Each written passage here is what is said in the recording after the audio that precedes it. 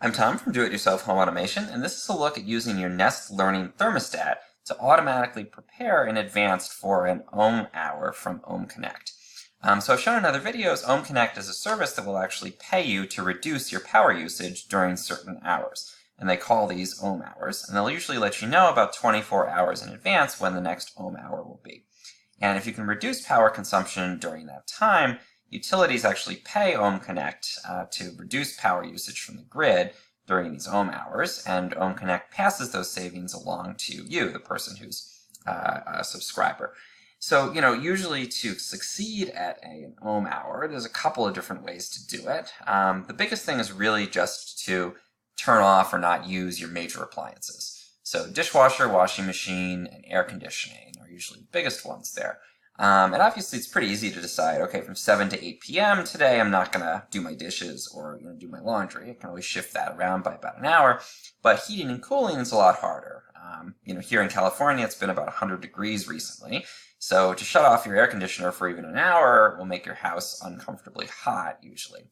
There are ways around this though, because if you can pre-cool your house before the Ohm hour, get it really nice and cold, then, when the Ohm hour arrives, you can actually shut off your AC. The temperature will gradually creep up. By the end of the hour, it'll still hopefully be in a comfortable range. And at the end of that Ohm hour, then you can switch your AC back to normal operation. So basically by pre-cooling and shifting that cooling out of the Ohm hour and into the time beforehand, you end up with essentially the same overall or average temperature in your house. You're just not having to actually use the power during the Ohm hour. So it's a great way to save money during the Ohm hour automatically without having to really change the comfort level in your house.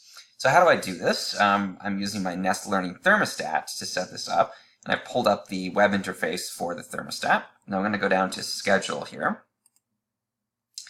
Now today is Tuesday, so this is my general schedule that it's come up with.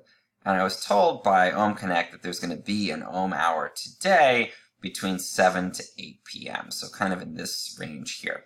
You can see that at that point, the thermostat is going to be at 73, so it's probably going to be doing some cooling during that time period. But to set this up in advance for the Ohm hour, the first thing I'm going to do, I'm going to take this 71, and I'm going to bring it back to 7 o'clock, the start of that Ohm hour. And I'm going to put this up pretty high. So I'm going to say, 76 degrees. And again, this is effectively going to shut off the thermostat during that time because, cooling the house to 76 usually not that hard to do. So it's basically disabling the thermostat. Now I'm going to take my next one here, and I'm going to drag this to the temperature I'd like it to be at the end of the Ohm hour. So it's going to be at 8 o'clock. I want to go back to sort of normal operation. 8 p.m. And I'm going to say 73, seems good. Maybe I'll even make it a little bit colder, 72. So now you see I've bookended this Ohm hour with a 76 degree start, so basically shutting the AC off at the beginning of the Ohm hour, then going back to normal operations, or even maybe a little bit colder after the Ohm hour is done. But then here comes the part that I think is most helpful. So I'm going to take the one here that's right before the Ohm hour, and I'm actually going to drag this and put it in. Usually I find about 2 hours before the Ohm hour starts is the best way to do this. So it starts at 7, so I'm going to take this down to 5, and I'm actually going to bring this down to a kind of crazy low number. Let's say 68. And I'm going to say stop there. So if you kind of read this left to right, at 5 o'clock it's going to set the system to 68 degrees. That's pretty chilly, and it's going to pretty rapidly start to cool off the house. It has from 5 to 7, so 2 hours to do that. And hopefully it'll get the temperature almost all the way down to that 68 degrees. If not, it'll still be, pretty cold in the house by the time we get to 7 p.m. At 7 p.m., this one here basically sets the thermostat to 76 degrees, effectively shuts it off. So, by here, maybe the house will be hopefully 68 or 69. Start of the Ohm hour, the thermostat shuts off.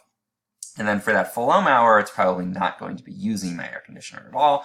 The temperature will sort of naturally creep up. I don't know exactly how high. Maybe it'll get up to 73.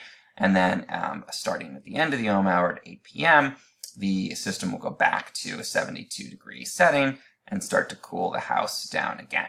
So basically, you're pre-cooling and getting it down to a much lower level. And then as it creeps up during this ohm hour when the system is off, you're not going to be getting up to an uncomfortably hot temperature. You're probably just going to be getting back up to, 73 or something like that. And then at the end of the hour, it's going to switch back to normal operation. And again, that moves the cooling outside of the ohm hour, and that way you're reducing your power consumption during that ohm hour and hopefully earning extra points. And you might wonder, okay, well, am I going to lose all of that savings because I'm, spending 2 hours pre-cooling the house? In my experience, not really, because once you get the house down to 68, however long it takes it to get back up to, 72 or 73, it's going to, you've already taken that heat out of the house, and it's going to start to drift in a little bit at a time anyway. So basically, if you just left this at normal operations, it would be heating, cooling, oscillating around that set point. Here, you're just basically pushing it all the way down and then letting it go all the way back up again during the ohm hour.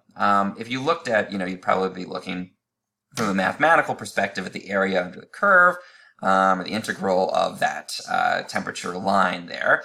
And my guess, I'm not certain, but my guess is that the total area under the curve, so the total amount of cooling time you're using, would probably be about the same. Because again, your house is going to emit heat at a certain rate, and probably there's not much difference between bringing your temperature way down and letting it come all the way back up versus having it oscillate around a point.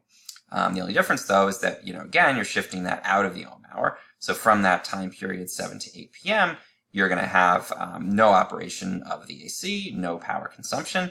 And I found that's a winning way to pretty automatically, set it up in advance and reduce your power consumption during that ohm hour. If you found this helpful in any way, please subscribe to my channel. It really helps.